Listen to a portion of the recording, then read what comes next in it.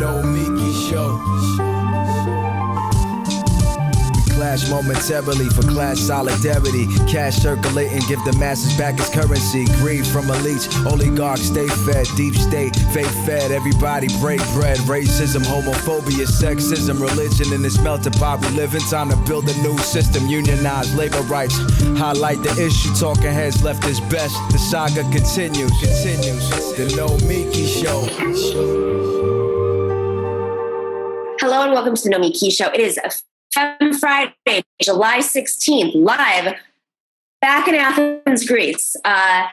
For those of you who have been watching closely, we have been on the road here in Greece for the last couple of weeks. We had some connection issues this week, and we have connection issues now. Turns out when you're in a country with austerity, sometimes telecommunications doesn't work great. That includes New York, by the way, because there was one day last week where New York had the issues because of the power outages. And now I'm in Greece where we have Wi-Fi. It's just a little bit unstable. So I appreciate all of your patience for tuning in as we've changed this show format. There's a huge time difference as well. So we're really grateful to you for tuning in and for being patient with all the connection issues that so many of us have been having. And a lot of it, I think, has to do with the heat wave that's happening globally. So thank you for being great viewers and listeners, and we just love you. I just finished up a conference. It was a left conference in the Athens Riviera area, so just a little bit south of Athens. Our dear friend Arun Chowdhury, who hosts the committee program, is going to be doing a great show on Monday. You got to watch it. Talking to folks in Greece, because he was here in Greece. And we are airing a special with Arun and our friend Dimitri, who is going to give us a little bit of a rundown of what's happened since the economic crisis. You can check that out, not on today's episode, but it is going to be airing this weekend. You'll definitely want to watch it. It's a special.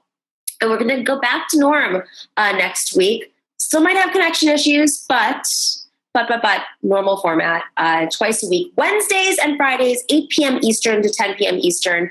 That's our new format. The committee program still airs at 3 p.m. Eastern. And we're going to be probably doing some other special stuff in the coming weeks. But I just wanted to thank you all for being really patient in this process. It's been a unique, experience going out on the road, vaccinated and interacting with people. And Arun and I talk about that a little bit on this special program. But from my personal perspective, I can just say it was really an incredible week where I got to speak with folks, leaders, leaders, organizers, and activists from all over the European region, in the Balkans and Eastern Europe and, Western Asia as well, talking about just some of the crises that they're facing, whether it's the rise of fascism, the flavors of the rise of fascism, how they handle the pandemic and how their economies are being affected by the pandemic emergencies, and really what they can do on the left to work with each other. Because one thing that came up over and over, and we talk about this in the show today, is climate change. We're just too far gone. And what is it going to take? There has to be a reassessment of strategy. We can't just rely on the EU and the Paris Agreement and some business initiatives and some regulations. We really have to do more. So we're going to talk about that on today's show with Margaret Klein Salamon. But first, we're going to have a conversation about sex. And this does relate to this conference as well, because the majority of people at this conference, without it being announced, just realized were women leaders. There were women leaders of opposition parties in Turkey, secretaries of different ministers of different agencies in different countries. And it was absolutely the women who had the most conviction, who were the most thoughtful. And of course, it's Femme Friday, so I have to articulate this. But on top of all that, we did have conversations, side-by conversations about some of the issues related to Me Too and sexuality and consent. And that is what we're going to be discussing at the top of the show. So this is an interesting show. It's a deep show. We're going to go to the end of the show and go back to New York City and discuss what happened in this DA's race, where a woman did put in $8.1 million into her race and she did not win. So really interesting show. Thank you to all for tuning in on this new format, Wednesdays and Fridays. We're still working on some things, so thank you for your patience. And if you are not already, please join us on Patreon. Join us at patreon.com/The Nomiki Show. That's what helps all of us make, these things work, especially when we're on the road. I have to you don't even know, I had to reassess the budget because I'm taking lights and cameras and sound with me. And so there's luggage fees. It's just things that you wouldn't even think of that really make a huge difference when patrons contribute. So we're really grateful to all of you for joining the show. And of course, if you're not already, make sure to like and subscribe. And of course, thank you to all of our folks in the chats and taking on the trolls and working those algorithms. Make sure to share the show with your friends and family. Get the word out. We're going to be doing some really interesting things in the coming weeks. So thank you. We have a great show today.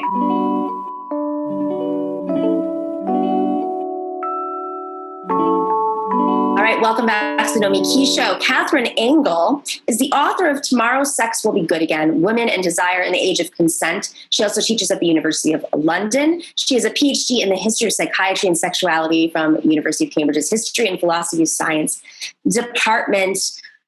Let's talk about sex, Katherine. Dr. Engel. Yeah.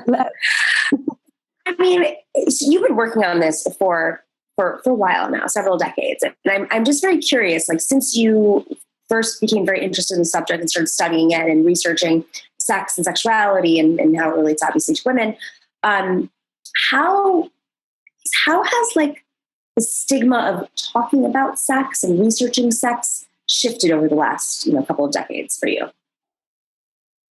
Well, I think in many ways it has, hasn't it? I mean, we do see and hear people talking about sexuality and sex much more than they used to in the kind of, the public realm, the general media.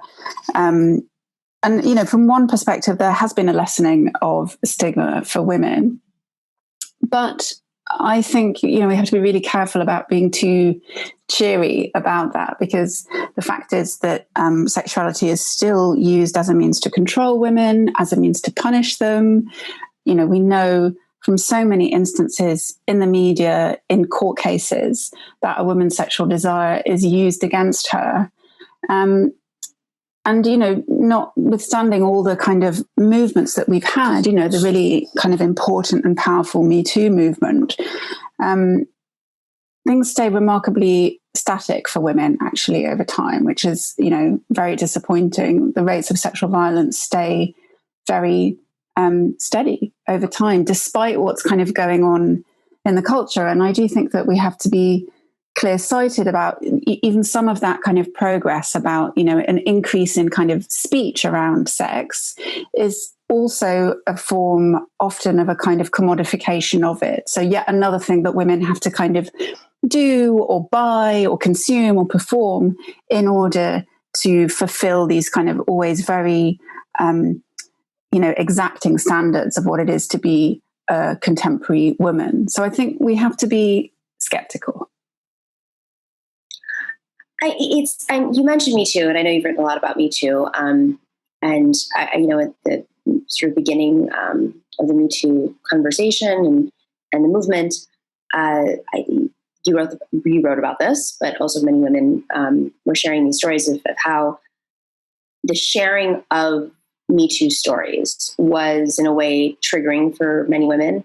And now that we're a few years after the Harvey Weinstein scandal sort of exploded and led to so many other Me Too stories. Not that that was the beginning, but it definitely made it a world story. How do you think that we as a society have learned from it? I mean, have we grown from Me Too, or has little been done? I mean, what is the state of where we stand? I think it's very mixed. I think there are some undeniable gains that have been made. So, one example would be the rise of, what's the term now? The kind of intimacy coordinators that you have on TV series, on sets, on film sets. The rise of that as an acknowledgement that, just like you need a choreographer for fight scenes, you need somebody to help orchestrate sex scenes, not least because of the risk of injury and harm. So I think things like that have been really significant changes. And I think they were informed by the Me Too movement, just a wider acknowledgement of how imbalances of power make themselves felt in the workplace and in all kinds of areas of life in really complicated ways for women. So, I want to be kind of positive about the things that have changed.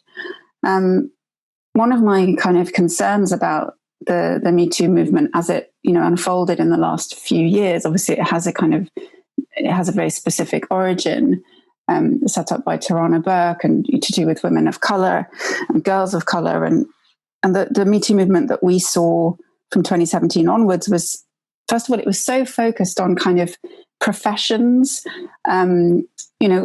privileged professions, obviously, horrendous that women in these kind of, extraordinary high profile careers like the film industry are being subjected to unbelievable sexual violence and harassment. But the spotlight on those kinds of very photogenic careers, those kind of glamorous careers, sometimes came at the cost, I think, of, just re-entrenching our lack of interest in people whose, socioeconomic status or migration status or whatever it might be is placing them routinely at the mercy of those kind of power dynamics that make it really hard for them to get recourse if a boss is harassing them or is threatening to alert immigration authorities or whatever it might be. So that side of it concerns me. But also, I suppose the thing that one of the impetuses behind this book was my feeling that we have to be really careful about just assuming that speech is necessarily politically powerful, because we are constantly told, it's important to speak out. We will only get justice if we tell our stories. And it may be true that telling the truth is an important part of getting justice, but I'm worried about the constant spotlighting again of women as as those who have to hold the responsibility for the kind of social and ethical truth of a situation. So women and girls are routinely asked to speak, and they're praised for speaking, being very brave, telling their very painful stories that are incredibly painful to tell often. And what are we assuming? Are we assuming that women have the duty to resolve these problems of sexual culture at sometimes the cost of their own comfort or happiness or safety? Or actually, are we thinking much more holistically and socially about what needs to be done to prevent sexual violence and just to prevent sexual unhappiness, which is very rife? So that's partly why the book refers back in its title to the work of Michel Foucault, because he, in his work in the 70s, was very attuned to the kind of delusions that we might have about truth telling and speech as necessarily leading to kind of political emancipation. I'm really glad that you brought that. That's why I brought up Me Too in the beginning, was because because it was triggering for so many women, because it's so painful to come out with your story, and simultaneously doesn't always lead to some sort of policy transformation, systemic transformations or awakenings. So it's fascinating. I mean, so if using your voice as a woman or urging other women to use their voices, whether it's sexual violence or other stories, how does that relate to consent, which is much of this your book and your work is about in this case? Is how do we? The conversation now is about consent, and yes means yes, no means no, but yes means yes specifically. Mm-hmm. So how does this kind of play out through the lens of Me Too, through the lens of, is this the only path forward, or are there other paths aside from deep systemic work that we need to do to make sure that women are safe and men understand their roles in the matter and their responsibilities?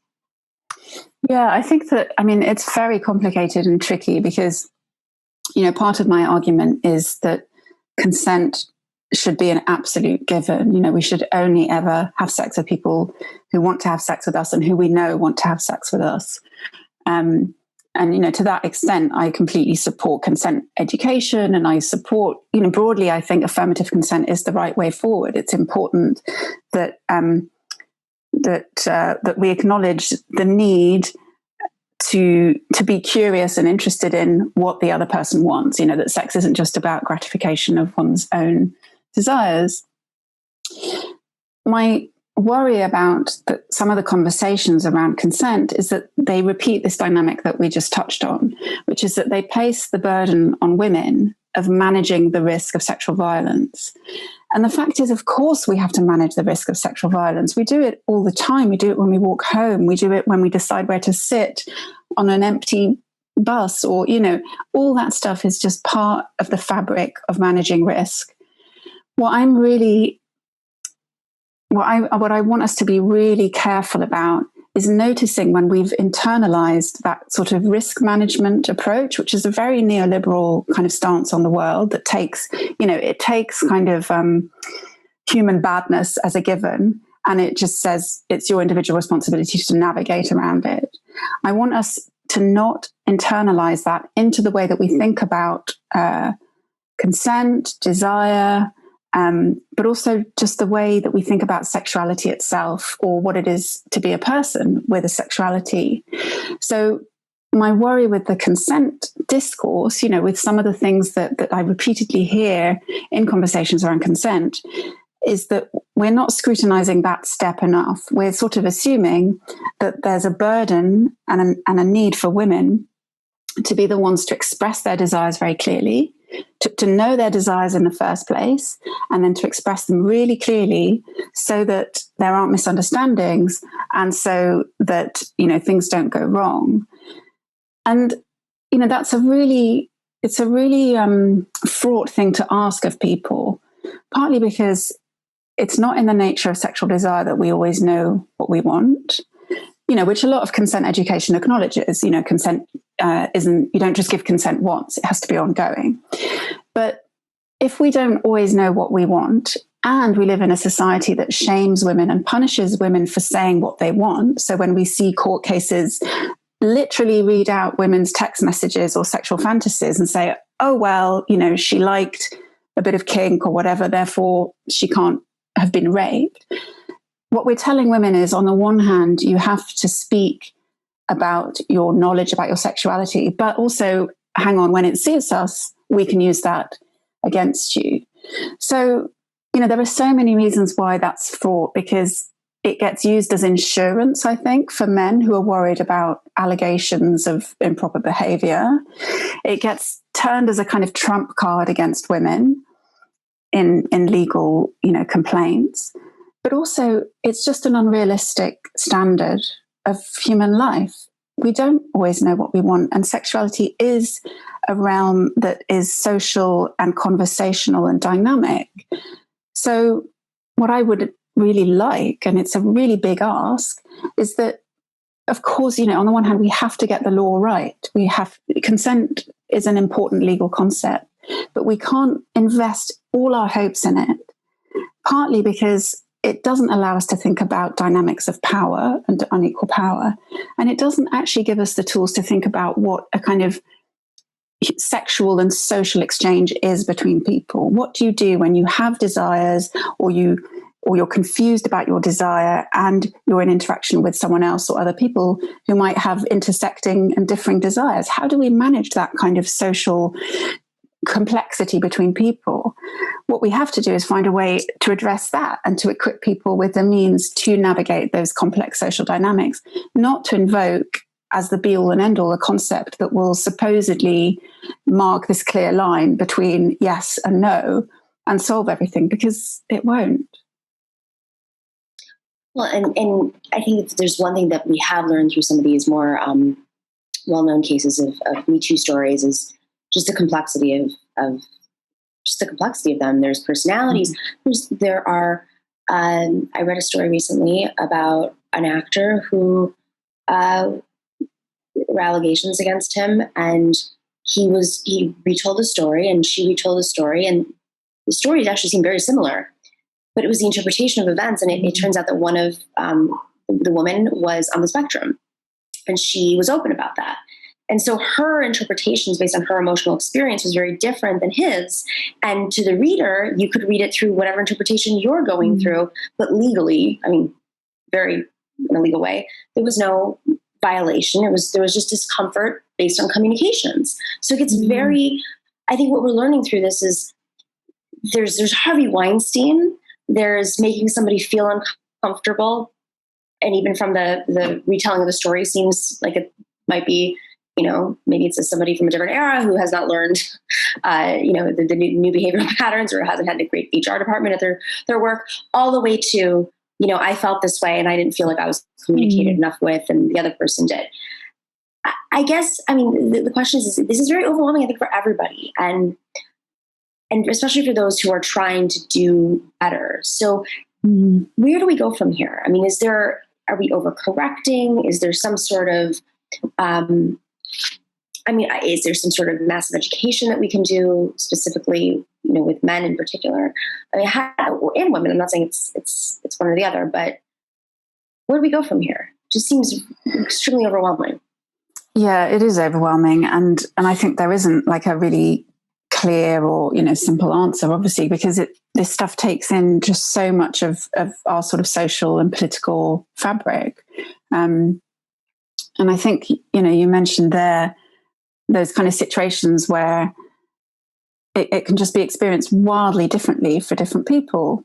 And that's what I think we really have to pay attention to, is that, somebody can get consent from another person and that person can go away having given consent, but it can be, the worst night of their life. Like, the author of that article about the allegations about Aziz Ansari, that's the phrase she used. And that was such a clear example of that acquiring consent does not guarantee anything in terms of what the sex is like. And that's why in the book I try to emphasize the question of, bad sex, that women all over the world are consenting to sex which is painful to them, feels humiliating, feels degrading, feels upsetting, or just crap, or, disappointing.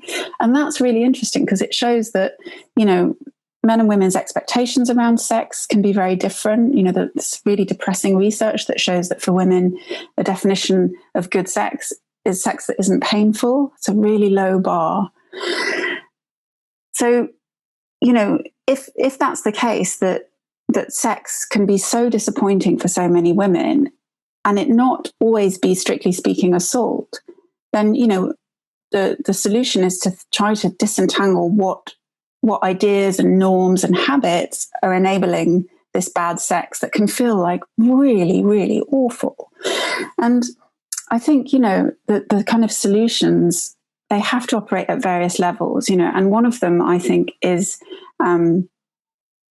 political and kind of socioeconomic. And I know that it's fraught to say that bad sex is political because, I think that there can be a lot of reservations about kind of politicizing sex in certain ways, because of course we don't want to regulate sex. We don't want to kind of be the overseeing state, sort of policing what people should do and their desires and so on. And of course, I also agree with that.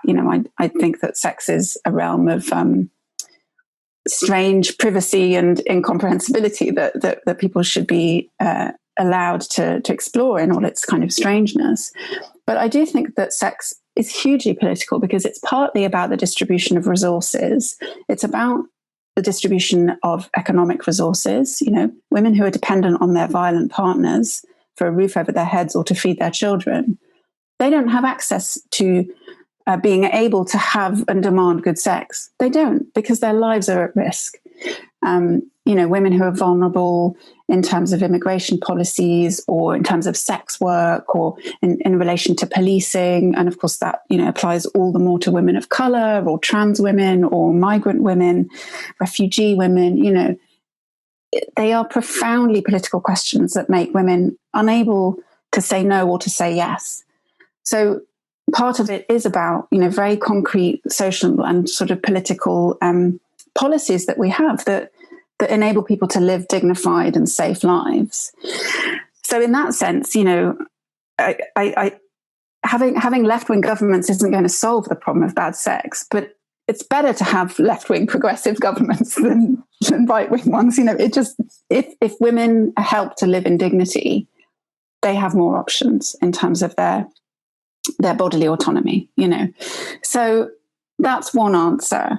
And then the other is, I think that part of the reason consent has been so powerful as a concept is partly to do with the status of the law in society.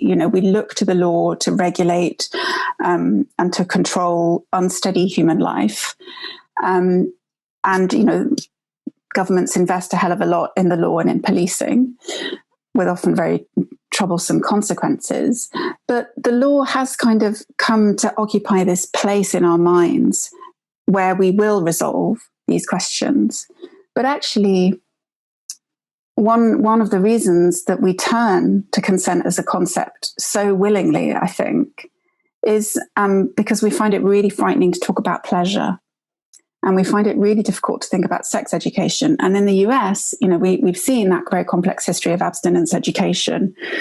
But the fact is, we have to have sex education, and it has to start really young. And we have to talk to girls and boys when they're really young about pleasure, not necessarily sexual pleasure when they're, really young, but about pleasure, about being entitled to feel good in your body and to feel safe and not to have your boundaries violated and so on.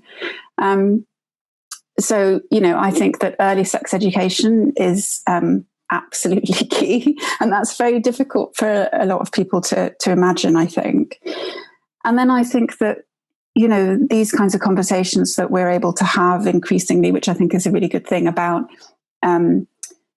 kind of cultural forms, TV and film, and the representation of sex in TV shows and all that kind of thing is also part of that conversation, because, so much sexual unhappiness for both men and women, I think, comes down to these really kind of restrictive scripts that just get inculcated day in, day out about what pleasure consists in and who has agency. And I think, people of all and any gender suffer from that, because the pressure on men to be kind of in control, to never show any vulnerability, I think that it doesn't just enable violence, it also inhibits pleasure for men and also for women. So, it just has to be such a kind of wholesale, multifaceted approach, which is challenging. Are there any regions, countries, cities, communities that seem to have something figured out, or a little bit more? Their concepts. I don't know if it's like a concept lab. There's a community that's really working hard to delve into all aspects of these issues. You mentioned left-wing governments. Obviously, that's important in making sure that women feel economically secure, so they're not stuck in these toxic situations and often dangerous situations. But besides that, are there governments with women, without women, that are really reformulating the conversation around all issues related to sex and sexuality? I think it varies enormously. And it's interesting because in relation to the book, I've been having conversations with people in various countries about this. And, in Australia recently, for instance, they're trying to kind of really make some changes in the law around consent, bringing it a little bit more in line with the kind of American sort of affirmative consent models. And I think that, it's really fascinating how differently this pans out in different countries, because, I've spoken to people in Italy recently and Spain, and they have said to me, writers and journalists there have said to me that that they feel the conversations in my book are kind of, they've got so much of a way to go before they can start almost deconstructing the notion of consent, because for them, even having a more developed consent legally would be, a huge relief. So it's interesting to see how, I think there's always a tension between like wanting to get the kind of law right at the same time as not wanting to be completely enthralled to the concept of consent. And for different people in different places, that work will have to be done at different paces or in different rhythms. I mean, I know that the Netherlands have always had a very enlightened kind of sex education policy. I don't actually know a huge amount about it. There will be other people who know much more about it. And, the thing is, there are always hundreds of people doing incredible work with young people. Like, here I know people who are working in sex ed in schools, trying against all the odds against a government that is so hostile to talking about sexuality, trying to actually get people to think about this stuff and talk about it in relation to their own lives. And I think there's so much like truly heroic work that is done by people all over the place.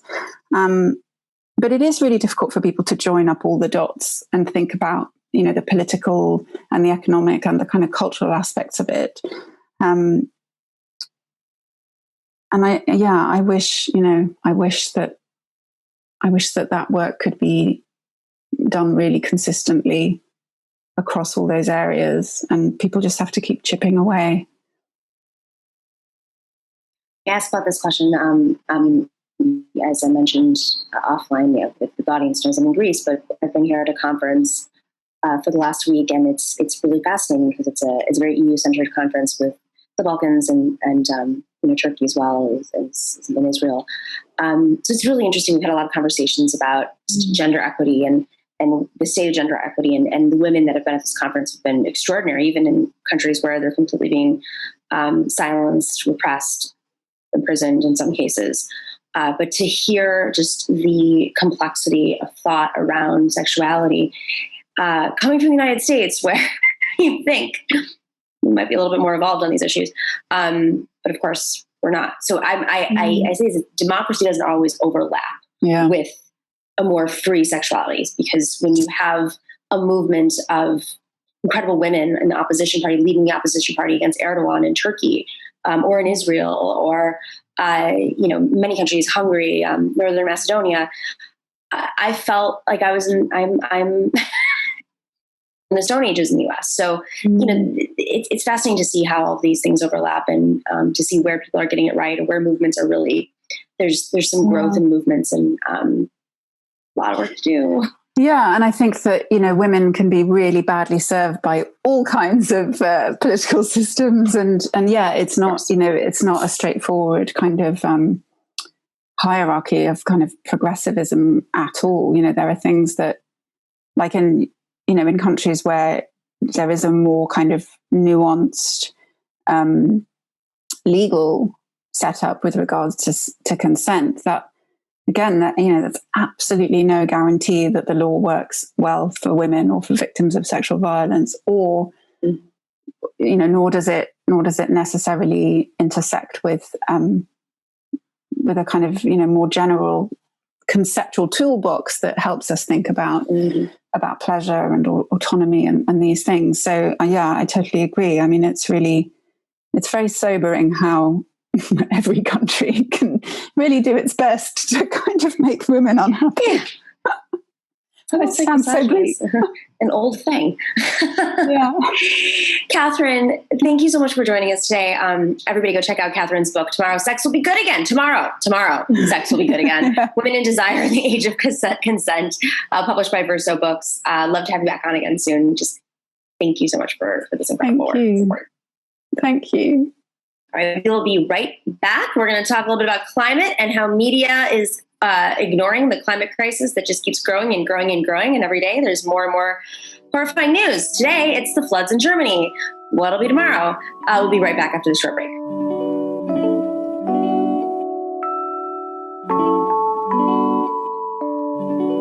All right, you all know I love my CBD. This is a new thing I've discovered because I tried it a few years ago. I bought the cheap CBD. I gave up on it. Actually, even last night, I was at a dinner at this conference and we started talking about CBD. And my friend at the table said, I don't believe in CBD. I think it's a gimmick. And then I'm like, wait. I was that person until Sam Cedar told me, no, Sunset Lake CBD is the best. And then Sunset Lake CBD reached out to me and I tested their products out. And for somebody who has horrible, horrible insomnia, I can tell you, just a couple of gummies made a huge difference. I slept the entire night through. That only happens to me if I haven't slept or I'm like, jet lagged or something. It only happens if there's some sort of like, or I'm sick, but I slept the whole night through. And that is why I take Sunset Lake CBD tincture every night. Sometimes I do the gummies, try not to do too much sugar, but they're really delicious and they make a huge difference. They also have fudge. They also have a salve that you can put on like your skin with arnica infused in it. They have all sorts of products right now. You should definitely go check out their products. They are an incredible company that diversified a farm, a Ben & Jerry's dairy farm in Vermont.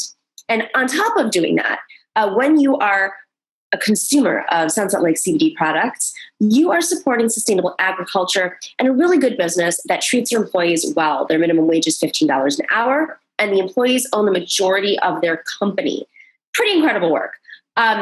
So if you want to go check out their products, there's all sorts of stuff. There's dog biscuits, there's fudge, there's hand cream now, there's coffee, and it's all to help to, with stress and aches and pains, and of course, sleep in my case.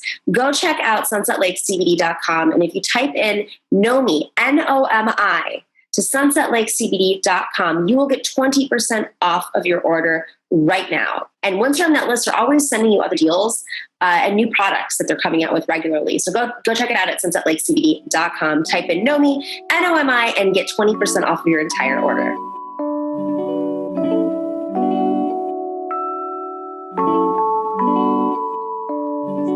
Welcome back to the Nomiki Show. I am so excited to also welcome back Margaret Klein Salamon. She is the executive director of the Climate Emergency Fund, and she's of course the founder, I believe, the founder and director of the Climate Mobilization. No longer the director, just the founder. No longer director.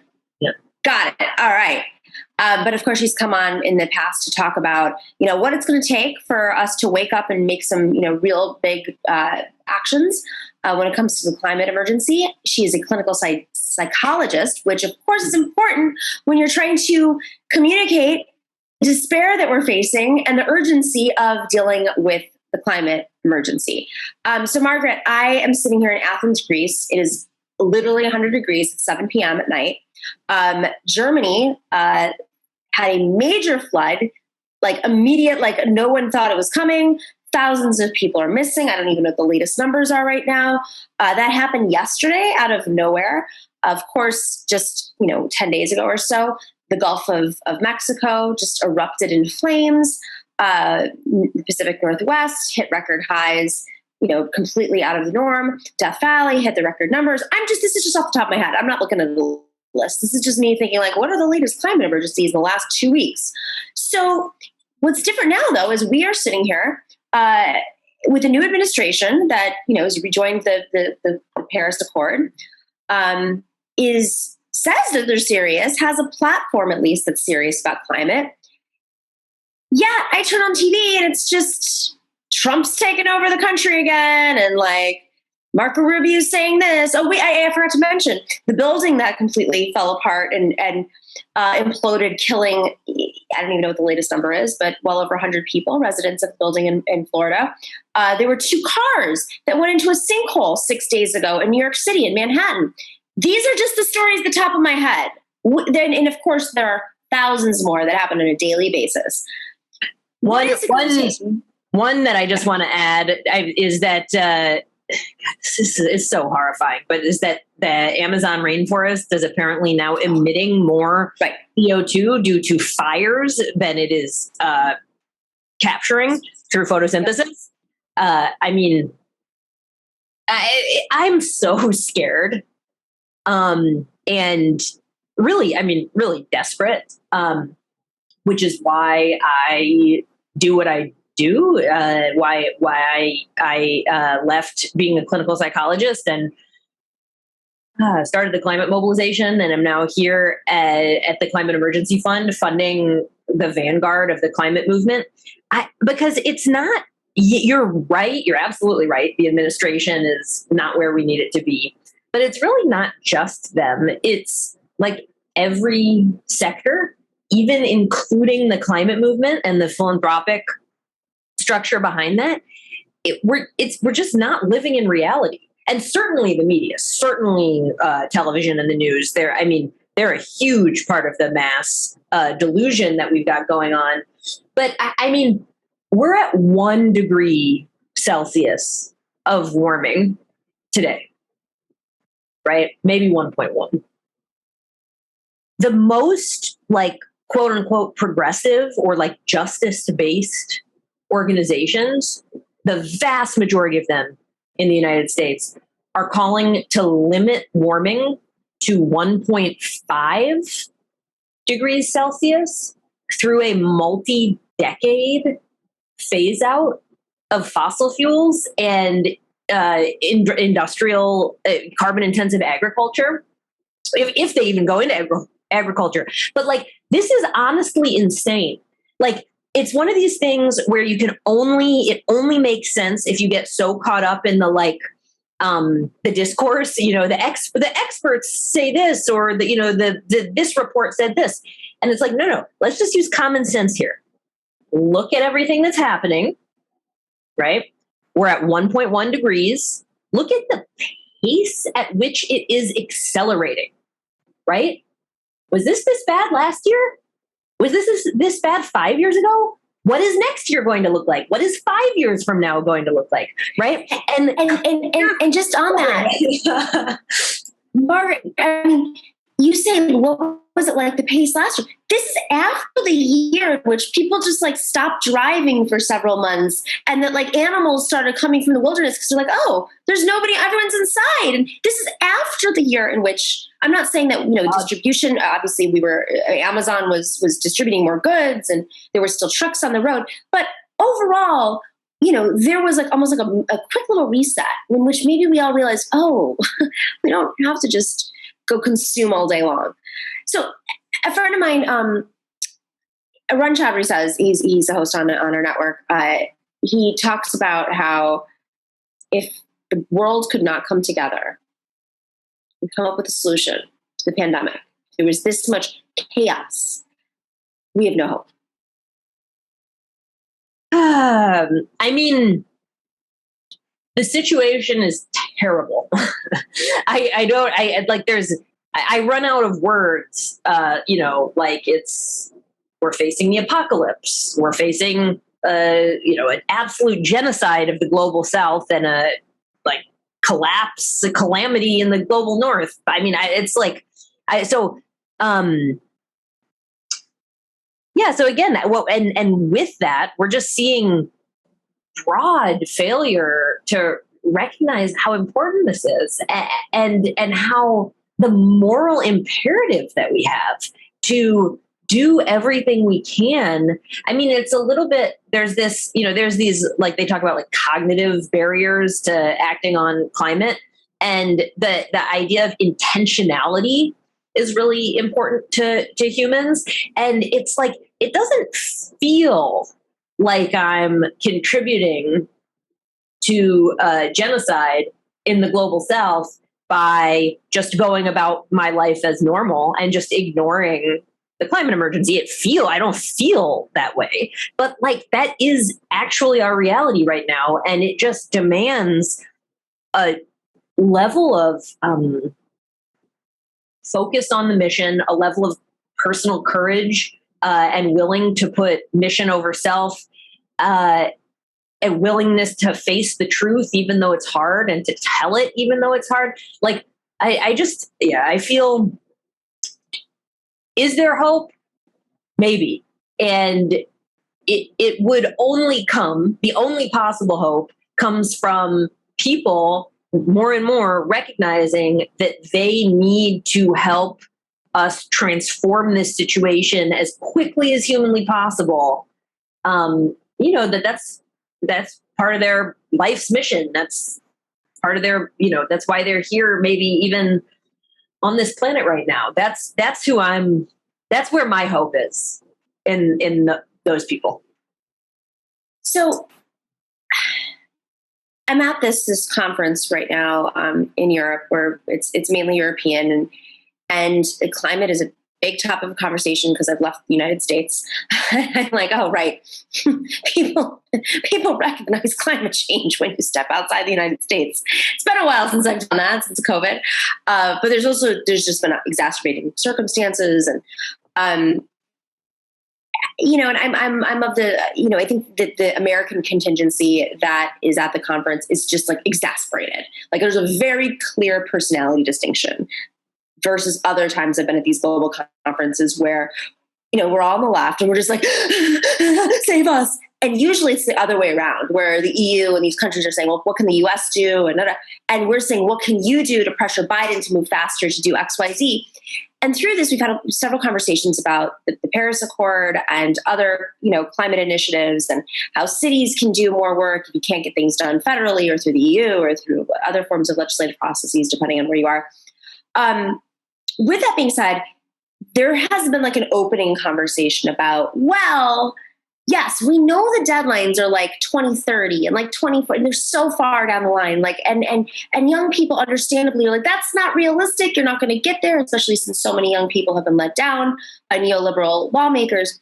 But they did bring up something that I, not coming from the business community, don't think about. And it's that once a company has to shift its policy, they have to change their entire business model, which essentially like forces them to divest from, whether it's oil and gas or go into, green energy, whatever form of energy. It's like by taking that initiative, it has like there's a domino effect on other industries.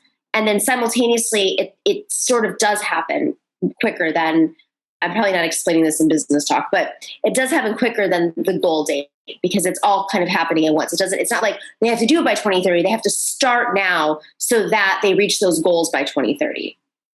Yeah, absolutely. We need to start now. And yeah, a lot is happening.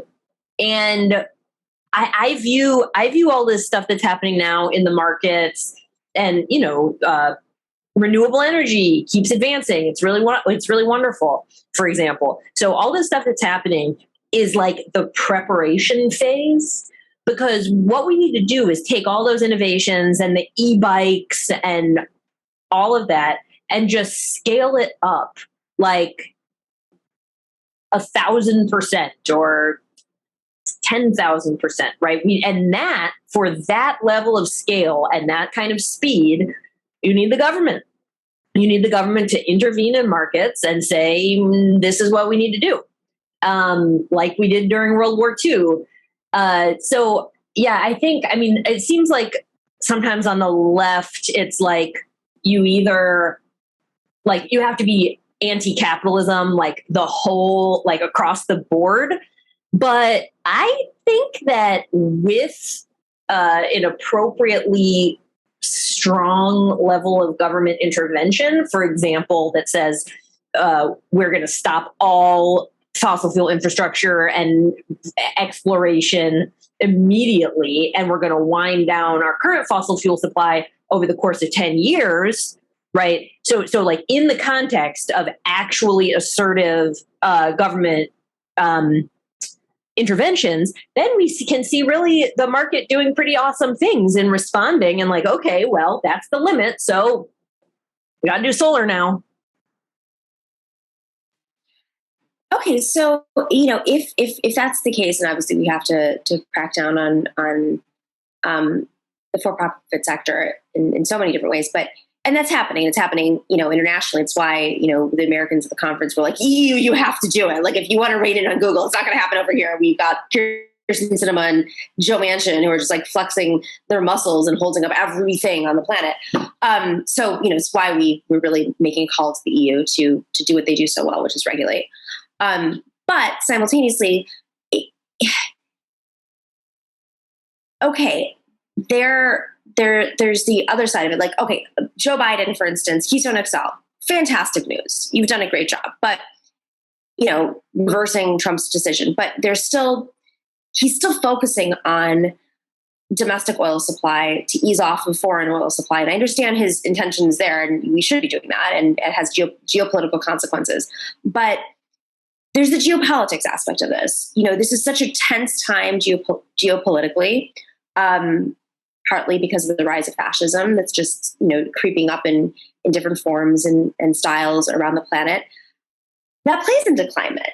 I mean, it plays into climate on one hand that these mini fascists and mini Trumps and whatever you want to call them around the planet just don't believe in climate change, and they want to continue to go about business as is, if not worse.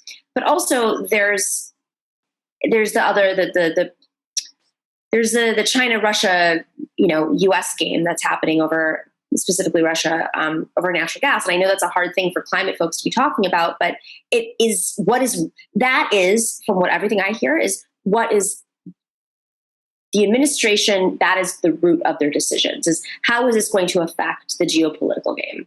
And I feel like in the climate movement and in the media, we don't intersect those issues enough. We like to put them in separate categories. Nobody wants to talk about geopolitics and Russia on the left. And I completely understand why.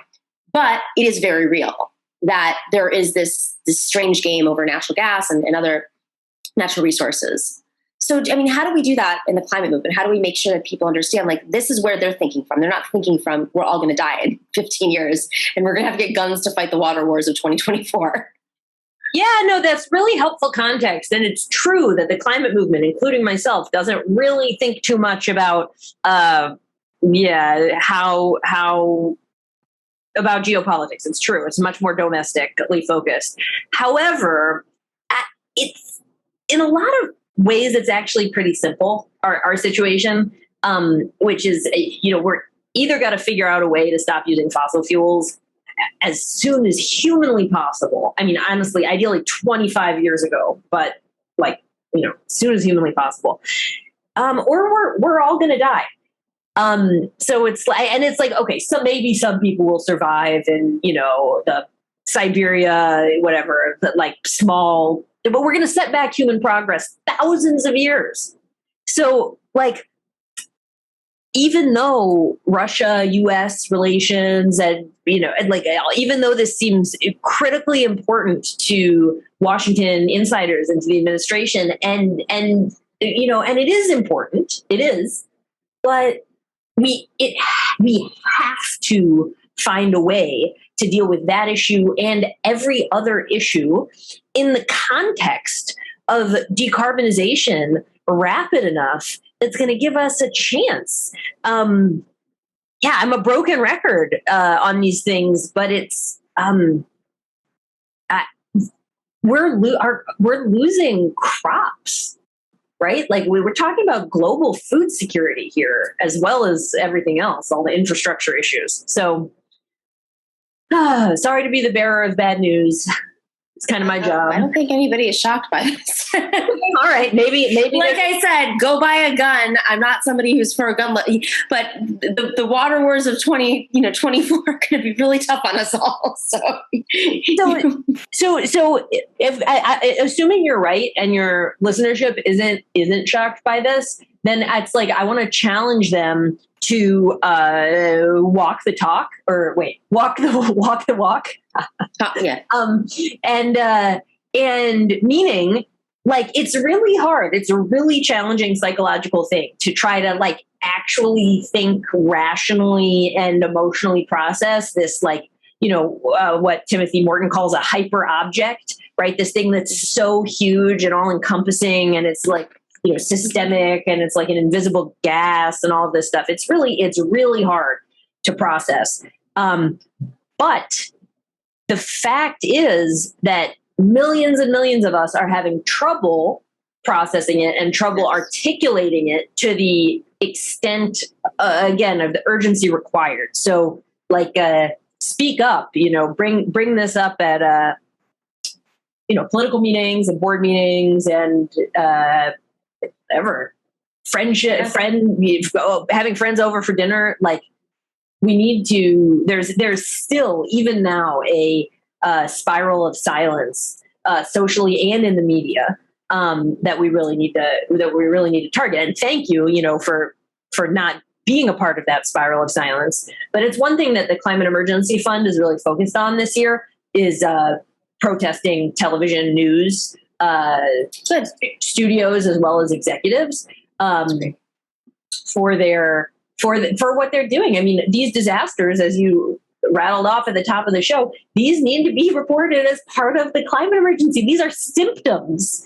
And the failure to do that and to tell this story, I mean, it's really just shameful, criminal. At this point, it's really bizarre, but at this point, the Climate Emergency Fund is the only philanthropy that I'm aware of that's focused on funding a protest against media targets. I urge people to get involved either on the ground or on the donor side. So what are you guys doing? You're going to be protesting executives and different media companies, but what does that look like? So the Climate Emergency Fund is a philanthropy. So we don't do the campaign, but we're funding it and kind of trying to draw people together. So Extinction Rebellion, New York City, Extinction Rebellion generally has been a leader on this, their Tell the Truth campaign. So we're working with them in New York and in Washington, D.C. But in New York City, for example, they've been regularly gluing themselves to the windows of the Today Show, demanding that they talk about the climate emergency. Right? Like direct action and prioritizing high visibility places and actions. And also one of the exciting elements of the campaign is trying to focus during moments of climate shock, such as like when Texas was frozen, or the next time, probably not too long from now, that the Bay Area the sky is just covered with a thick cloud of smoke. During those moments when the media is reporting on the shock and really the national attention is like, wow, what is this? Those are the moments to really deploy the protests against certain television stations. I think that through doing that really kind of strategically, we can change some of these news cycles about how these shocks are reported. That's the goal.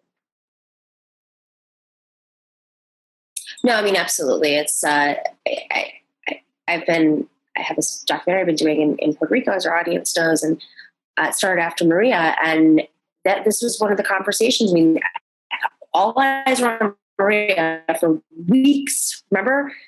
And nobody, I mean, there were multiple people saying, well, this is because of X, Y, Z. I mean, obviously hurricanes and the water's warming, and it's just going to happen at a faster and faster pace. But it was the first time I'd actually heard a conversation on the ground during a climate emergency with all the media there about, well, why aren't you explaining why? And that's 2017. So it took us that long to get to a point where we're actually, people outside of the climate movement are asking, why aren't you explaining why this happened? So yeah, it's incredible work. Where can people check you out? The climateemergencyfund.org is the place to go. I'm also let me just put in a plug for Climate Awakening.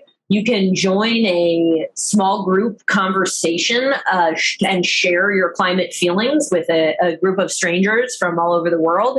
And you'll go through a series of some short videos and then conversation prompts, such as, how do you feel about the climate emergency? It's free. There's several conversations a month, and they can be really, really moving. Yeah, we don't talk about the emotional side of climate nearly enough. And so this is a cool opportunity too. So that's at climateawakening.org. Where can people check out the work you're doing? Climateemergencyfund.org to see the fund and the protesting television news campaign. And then climateawakening.org, where you can see my psychological work and sign up for a climate emotions conversation. These are a very cool offering.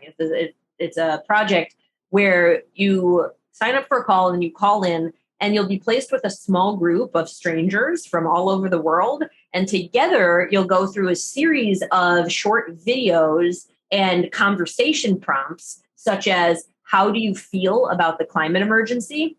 So it can really be quite a miraculous and powerful experience to get people together and share some of these feelings, most often which people have never spoken about before. So that's an invitation to a free climate emotions conversation. Incredible. Margaret, thank you so much for doing the work you're doing. Thanks for the work you do covering the climate. All right, we will be back. Thank you. We will be back right after this short break.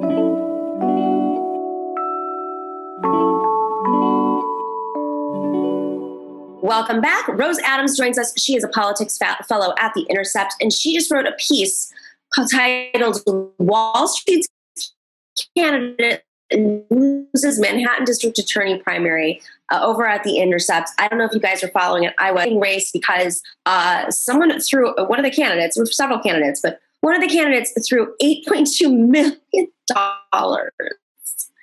into the race, her own race, Tali Farhadi and Weinstein, and did not win. So this was also not a ranked choice system. So we have to make sure that everybody knows this.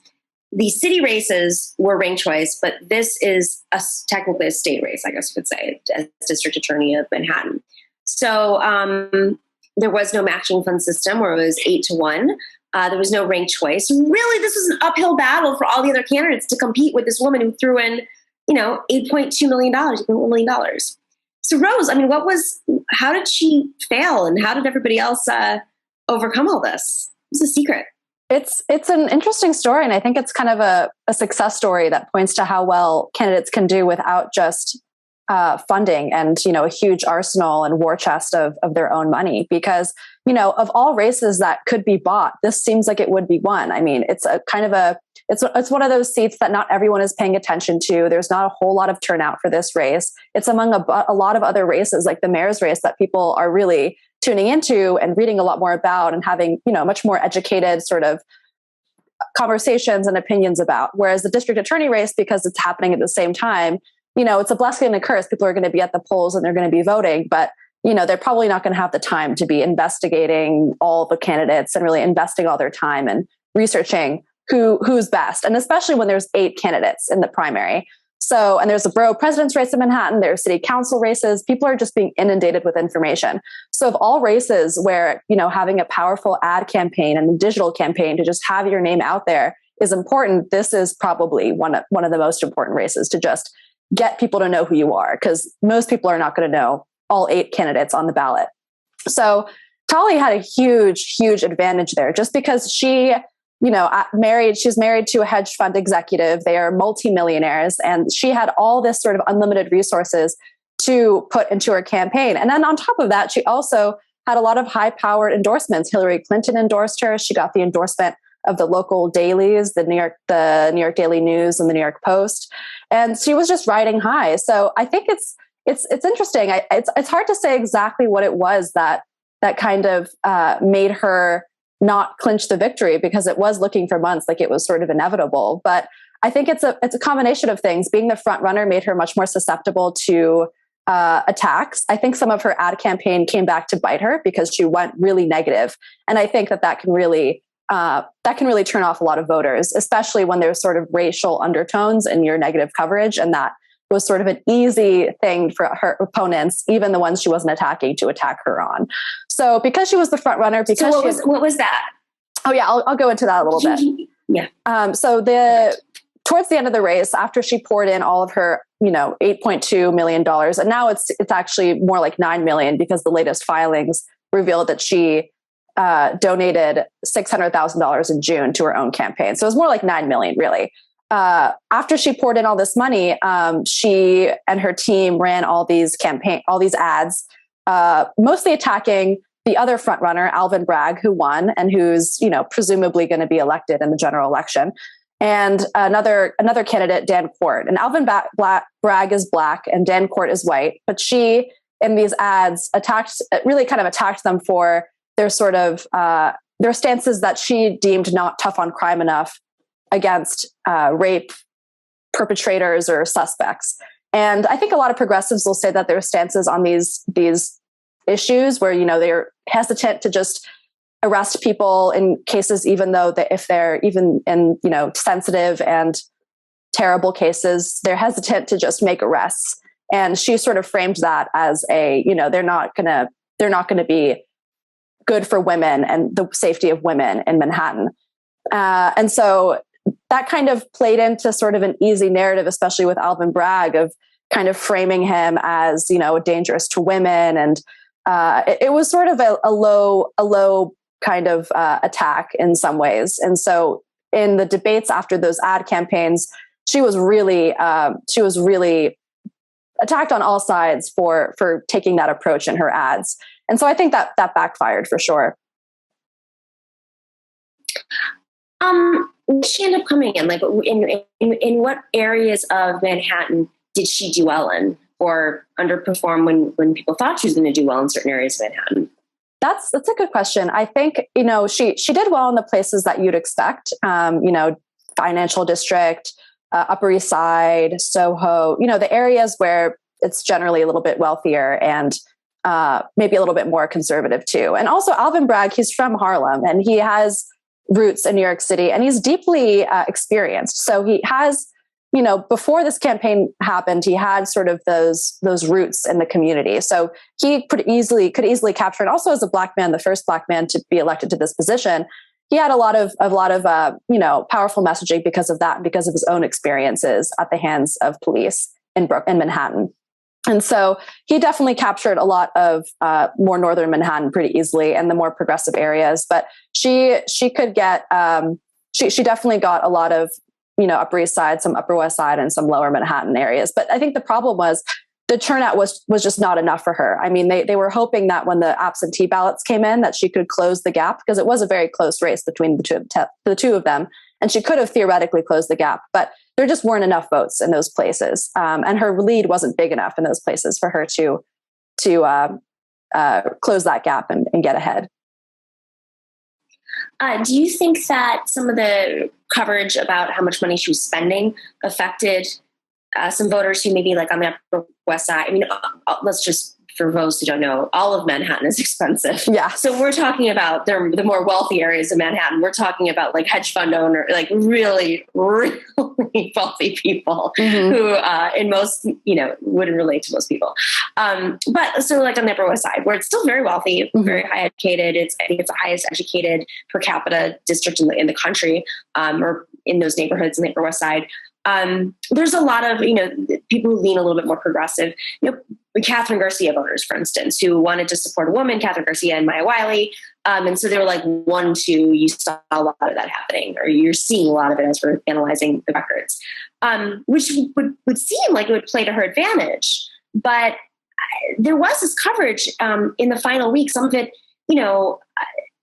some of it had to do with some racist or undertones, I guess you could say, but also just she was buying the election for herself. And I think, did that turn off some voters in areas where she thought she was going to do better, where that gap, like, it made a difference? I'm sure. I think it really, it was just part of the negative coverage that she was receiving. It was just such an unflattering thing to, even for someone who's, wealthier, to see someone kind of just funding their own campaign and wanting to buy this election. It was just precedent setting in kind of the worst way. And I think it was just one of the many things that made her a pretty flawed candidate and made her easy to attack as a front runner. And that's sort of the issue, is if you're going to be a front runner, and this sort of happened to Andrew Yang, if you're going to be an early front runner in a race because of your name recognition, mostly, you're just going to be the center of all, negative coverage and attacks for the majority of that time, even if towards the end, it seems like someone else is coming up against you.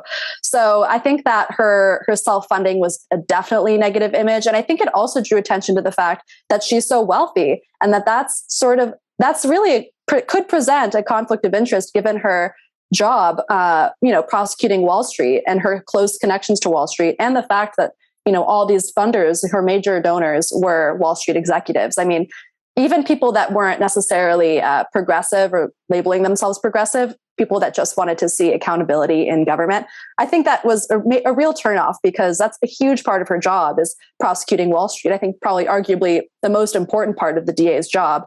And even on her website, it was not something, prosecuting white collar crime was not an issue that she drew attention to, and not an issue that she had really any sort of plan for, the way that every other candidate had an entire section dedicated to that. So it was just everything wrapped up together, the fact that she was donating all this money, and then also the fact that it just, was part of this larger problem that I think really turned off a lot of people. Did she ever explain why she wanted to be DA? I think, I mean, when you have that, I don't understand. When you have that much money, like, why suddenly do you wake up one day and go, I'm going to be DA? I mean, yeah. Unless that's your career trajectory. I think it's interesting.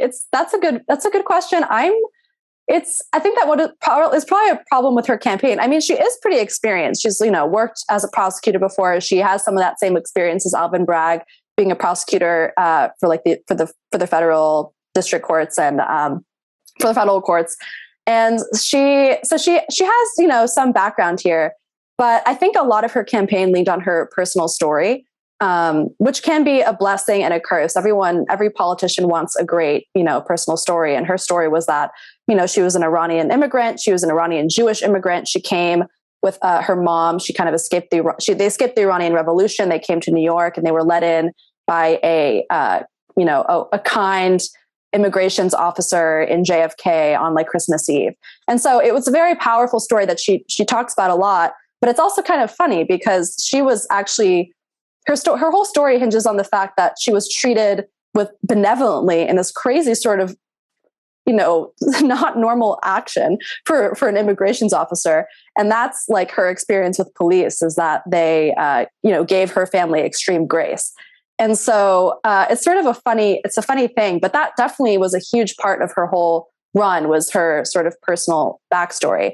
But in terms of why she actually wanted the seat, it is a little bit unclear. She didn't have she called herself a progressive prosecutor, but she didn't have that many specific, very kind of nitty gritty plans for how she was going to really change the direction of the office. And so it was all a lot of messaging and not a whole lot of actual proposals. And what about Alvin Bragg? Can you tell us a little bit about what we might expect from him? What he ran on, for those who are focusing on this race too well. He has, just to give a bit of background on him, he has a lot of experience. He was a federal prosecutor, like Tali, Farhadi, and Weinstein. And then he worked at the state level, sort of in a similar job as the DA for the last several years. And he did some good work. I think progressives will argue he really tried to kind of come after Wall Street and make some reforms at the state level. So he prosecuted, I think, the Trump Organization before. I'm not totally sure on that, but I think he's definitely made sort of a name for himself in that regard. And also his whole campaign was definitely left leaning and to the left of Tali's. It wasn't quite as progressive as some of the other candidates like Tahani Abushi and Eliza Orlins. They were really, really to the left. And the Working Families Party endorsed Tahani, and Eliza Orlins was the only public defender, and so she had kind of captured that whole demographic of voters. But while he wasn't as left as them, they wanted to substantially cut the budget of the DA and really minimize the role of the office to just prosecute as little as possible. Basically, he wasn't going that far, but he did have specific ideas for how to kind of lessen the office's role in mass incarceration. He doesn't want to. He's said that except for, I guess, a few exceptions, and he hasn't been very specific about those, but he doesn't want to ever ask for sentences longer than 20 years. So only sentences that are less than 20 years. And that's, a pretty good commitment to make. He's said that he really wants to look at the kind of low-level crimes that the office prosecutes and not prosecute low-level misdemeanors or low-level drug charges. So he's, made a pretty big commitment there, because that's a huge part of what the office is. What the office prosecutes. And so I think with a few commitments like that, he and also his experience being in a managerial role, which is something that a lot of the other candidates don't have. I think that, hopefully we could expect some sort of changes in the way that the office works, and just a less harsh prosecutorial approach. Well, we will see. We don't know if he's going to be the DA still. Yeah, exactly. Got to knock on wood. You never know. No. Rose Adams, super interesting race to watch. I for folks who are not in New York and maybe even some in New York, even more fascinating given the dynamics with the ranked choice and the Board of Elections and matching funds, of course, in this election cycle. And also the consolidated primaries and all these voting reforms that have happened in the last couple of years too. So really interesting race. I can't wait to look at the numbers a little bit more closely and see what kind of trends we're seeing, because it might be a signal that you don't necessarily have to have millions of dollars to win these kinds of races that don't have all the other assets that the other races had. So fascinating times. Rose, thanks for joining us. Thanks. Thank you for having me. Thank you to you all for joining us today. We will be back on Wednesday, 8 p.m. Eastern. Go check us out. We're going to be premiering then. But first, on Monday, make sure to check out the committee program with Arun Chowdhury. He's going to do a special on Greece, where we are. I mean, he kind of outdid himself. I was going to do something, but I guess he had his show is all international based, so it's important. Check out the committee program at 3 p.m. Eastern right here on this channel. It's going to be a great, great show.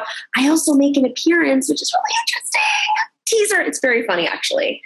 So check out the committee program on Monday. We're going to be talking about robots. I might be taking on a robot. Arun might be taking on a robot. I'm not going to give it all away. 3 p.m. Eastern on Monday, and we're going to air a little special on the weekend about the conference with Arun and our friend Dimitri. So check that out as well. In the meantime, stay in solidarity. The Nomiki Show. Clash momentarily for class solidarity. Cash circulating, give the masses back its currency. Greed from elites, oligarchs stay fed. Deep state, fake fed, everybody break bread. Racism, homophobia, sexism, religion in this melting pot we live in. Time to build a new system, unionize labor rights. Highlight the issue, talking heads left is best. The saga continues. The Nomiki Show.